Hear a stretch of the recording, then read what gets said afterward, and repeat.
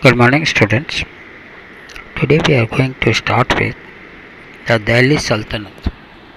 And Delhi Sultanate is basically the period before the arrival of Babur, the Mughal Emperor Babur, who started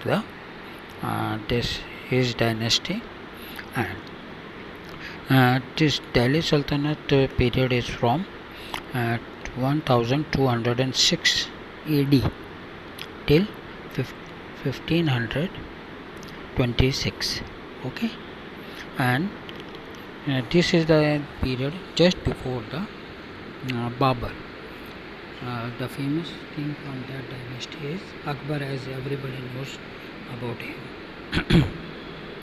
Sultanate is basically the kingdom, and the Muslims, it is a Muslim name given by the ruler, and this is the basically Rajya जो हम कहते हैं राज्य. Now let's start with the chapter. Okay, turn to your page number 31.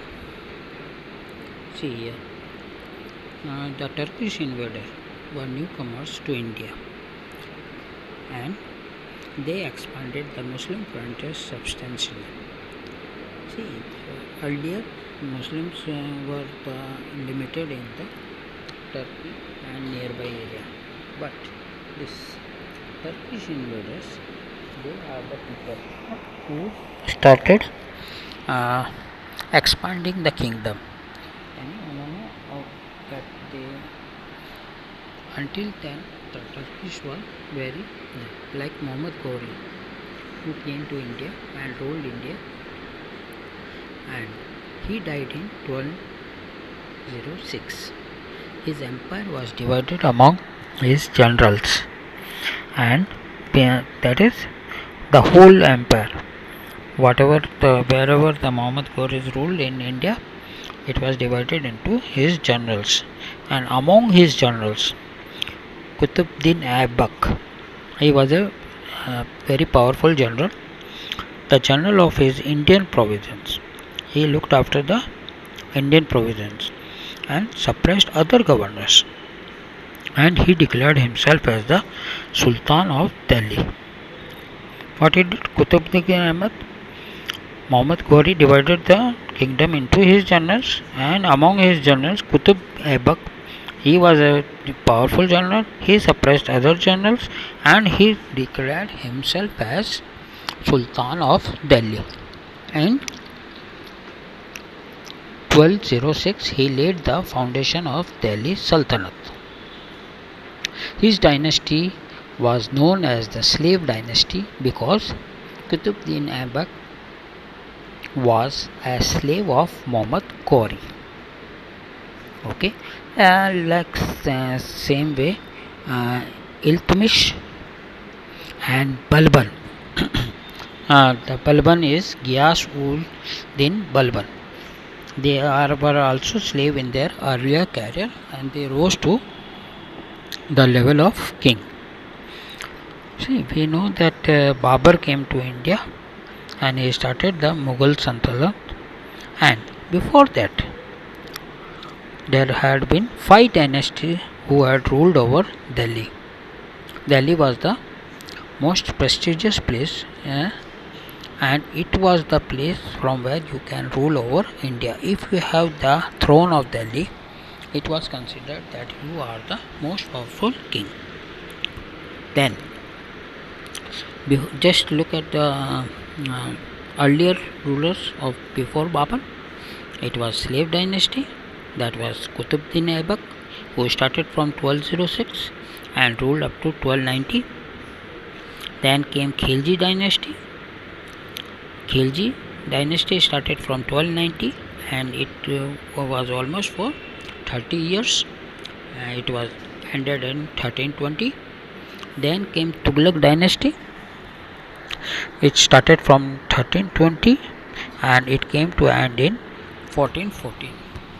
And now then after Tughlaq dynasty came Sayyidin dynasty, and Sayyidin dynasty started from 1414 and ended till 1451, and the last dynasty in Delhi Sultanate was the Lodi dynasty, and it started from 1451 and ended in 1526. See, how come we know this all things? When this rule started, the king, when he ruled, how long did he rule? There are various sources of information about Delhi Sultanate. See, you can see here. So from where do we get all this information? From the inscription. Inscription means that is something written on a piece of a paper, on a leaves, or maybe on the stones, and these things. The coins are also the valuable source. You can see nowadays we have the coins and rupees also, paper note and coins. Earlier also coins were there, and if you see on page number 33, you can see there are two photo of a coin. Okay, silver coin of Iltutmish. Now these coins are also a valuable source of information. Then comes the monument. Monuments like forts, mosques, tomb, temples. See, the most famous monument you can see, that is about Taj Mahal, Red Fort. This is a fort, this is a tomb, and temples. These all things give the information about that particular period. How were the people, how they lived, what was the condition, what they wore, and all these things. And they provide ample information about the history of this period. In addition to this, we have travelers account. See, normally you might have gone to some places, like you might have gone to Kullu, Manali, Shimla, or some places to just for enjoying your holidays. Okay, then when you come from these places, you have something in mind about those places, that people were, the weather was so, and this was the sighting places that you visited. And earlier also travelers used to come to India from various countries, and they used to write the account of their traveling, and in this account we come to know about many things, like the particular, if you consider the travelers, they give the account of the king, the state, the condition of the state. In fact, they give the account of how the people are there, what is the condition of people, what they wear, what is the things they eat, and all the houses, and each and minute details are available. Then comes the court chronicles. Court chronicles are the chronicles maintained by the people authorized to maintain these chronicles. Court chronicles are the authentic thing. These court chronicles provide information about events and the lives of the king and ordinary people. See, these people make the chronicle of that particular. Like, if I tell you to make a chronicle of your family, then you will give your name at the bottom, then comes your father, then your grandfather, your grandmother, your mother, you who are your sisters, and this is called basically chronicle. And this helps the next generation to have the knowledge who were their ancestors, and this provide information to our about the things. In fact, these chronicles are about mentioned about the ordinary people also many times. And like, if you go for any of the king, they have a basic chronicles. Now moving to the page number 30. So the court chronicles mean Twarik or an account of historical event. Such accounts are mainly in Persian and partly in Arabic. Both are the language. The author were wise and learned men. See, those who maintain these chronicles has to be very learned person. Some of them had an official position and spent a lot of time at court of a king. And Ziauddin Barani wrote Tariq-e-Firoz Shahi. Okay, see, this is the writer Ziauddin Barani, and he wrote the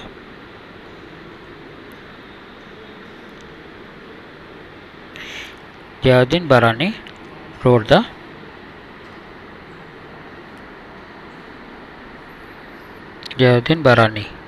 the Tariq-e-Firoz Shahi. It began with the accession of Balban and came down to early years of Firoz Tughlaq.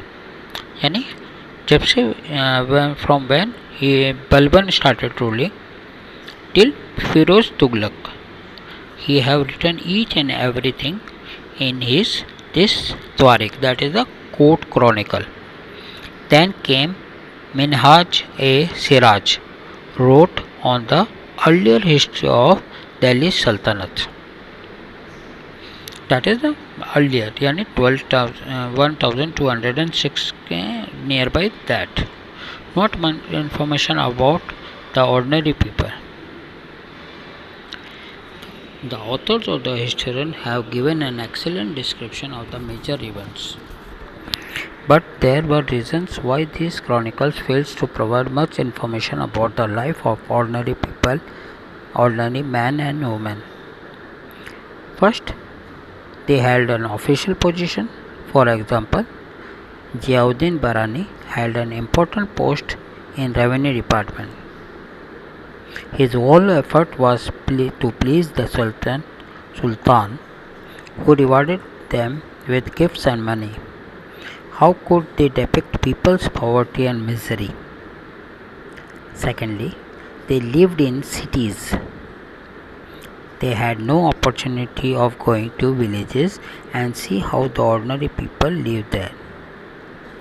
See, these chronicles does not provide information about the ordinary people, because the people who write this chronicle are basically holding an important post in under the king, like Ziauddin Barani, who was a revenue officer in revenue, and his main concern was to generate revenue for the king, and if he generated revenue, then he will be rewarded by the sultan.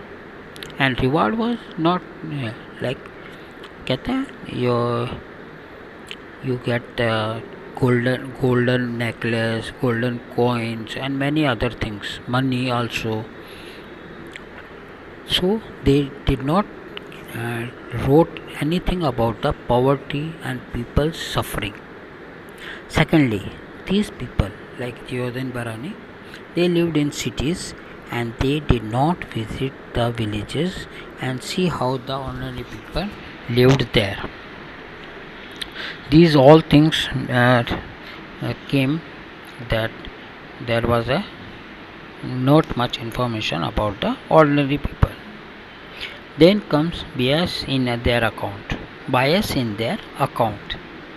The author seems to be biased. See, if you are holding some position in particular under the king, you will not tell any worse thing about that king. So they are biased about. They colored their account with their own personal opinion. Minhaj-e-Siraj was a great admirer of Balban. See, if you are an admirer of Balban, then you cannot write against the Balban, because you personally love that person. he paints him as a great administrator. So, what Mihaj-e-Siraj did? He wrote that Balban was a great administrator, free from all faults. That means Balban did not have any fault in him. Mihaj-e-Siraj failed to see that Balban was intolerant of religion of vast majority of his subjects, that is the Hindus. See, Vyas did not see this thing because he was an admirer of Balban, so he did not see that Balban he was intolerant, that he did not like the Hindus, who were the majority of the people in his province. And so we can say Miaz was totally biased person. And now we can say Miaz was a, now let's see,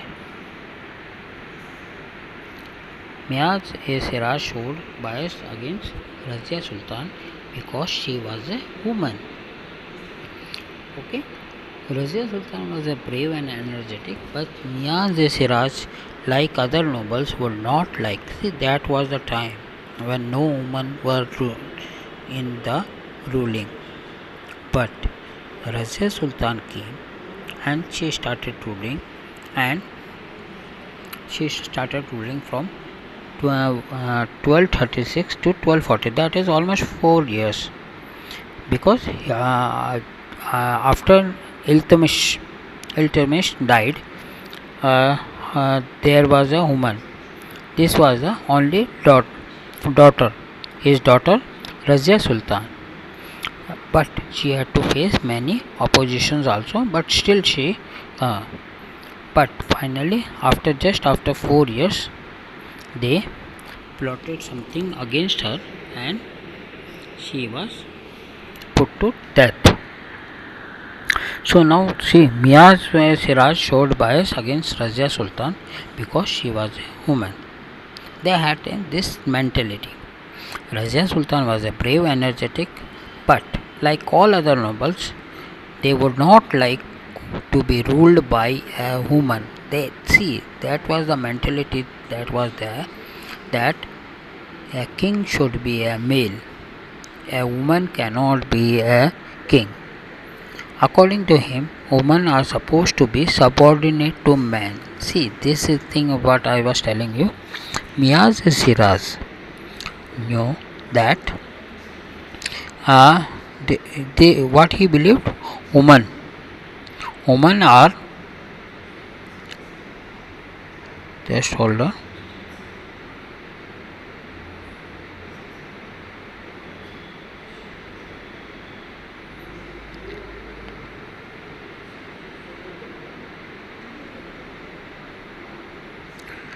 What they believed, women are, here it is, women are supposed to be subordinate. They are to be subordinate. Okay, and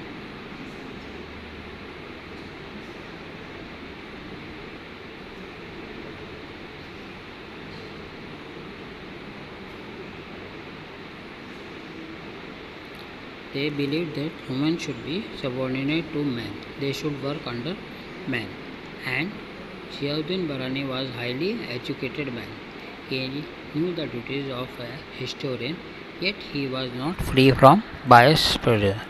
In fact, Ziauddin Barani was also educated, but still in their mind they believed in something. He was biased and placed prejudices. Prejudices means the believing, earlier beliefs that you have in your mind, which cannot be overcome by the normal things. So this person Ziauddin was biased and he also had prejudices. Now let us continue with this chapter, and we will go through each and every dynasty one by one. Okay.